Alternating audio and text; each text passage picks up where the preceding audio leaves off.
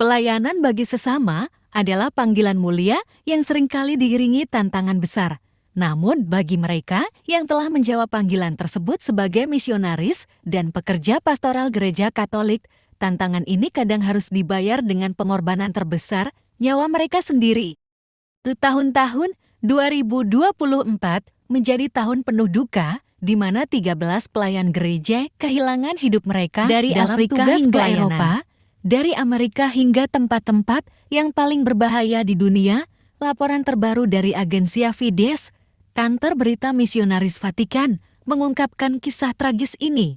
Pada tahun 2024, 8 imam dan 5 orang awam gugur saat bertugas.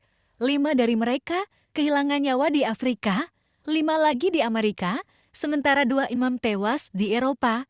Para misionaris dan pekerja pastoral ini mengabdikan hidup mereka untuk cinta kasih, namun menjadi korban kekerasan, konflik bersenjata, dan tindak kejahatan. Dalam 2 dekade terakhir, dari tahun 2000 hingga tahun 2024, sebanyak 608 misionaris dan pekerja pastoral telah terbunuh di berbagai belahan dunia.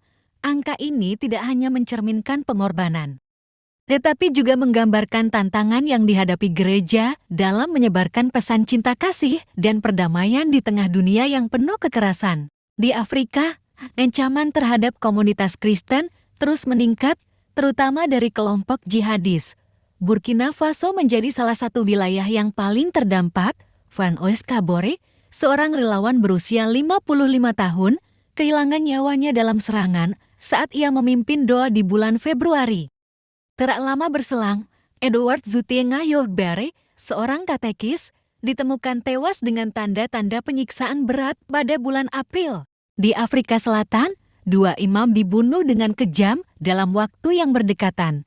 Pastor William Banda, seorang imam muda berusia 37 tahun, ditembak mati pada 13 Maret saat bersiap memimpin misa di Katedral Zanen.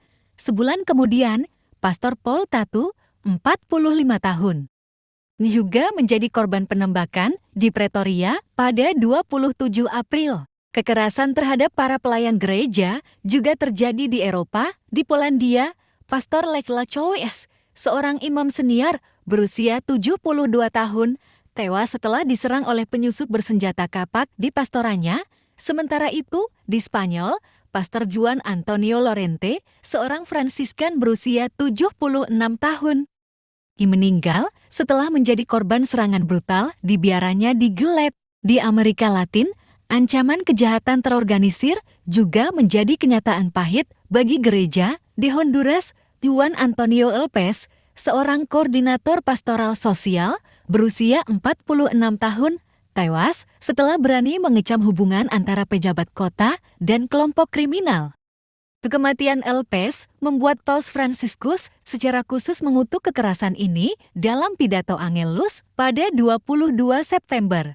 Di Republik Demokratik Kongo, Anmun Bahati Monja, seorang koordinator Radio Maria di Goma, kehilangan nyawanya setelah ditembak di dekat rumahnya. Kekerasan ini terjadi di tengah konflik yang melibatkan kelompok bersenjata di wilayah tersebut. Pada Hari Raya Santo Stefanus, Paus Fransiskus kembali mengenang penderitaan orang-orang Kristen yang dianiaya di seluruh dunia. Dalam refleksinya pada Angelus 26 Desember tahun 2024, Bapa Suci merenungkan doa terakhir Santo Stefanus, "Tuhan, janganlah tanggungkan dosa ini kepada mereka." Sebuah pesan yang mengingatkan kita akan kekuatan pengampunan di tengah kekerasan dan ketidakadilan. Pengorbanan para misionaris dan pekerja pastoral ini adalah kesaksian iman yang tidak ternilai. Di tengah bahaya dan ancaman, mereka tetap menjalankan panggilan hidup mereka demi cinta kasih dan pelayanan kepada sesama. Kisah mereka adalah warisan iman yang harus kita kenang dan lanjutkan.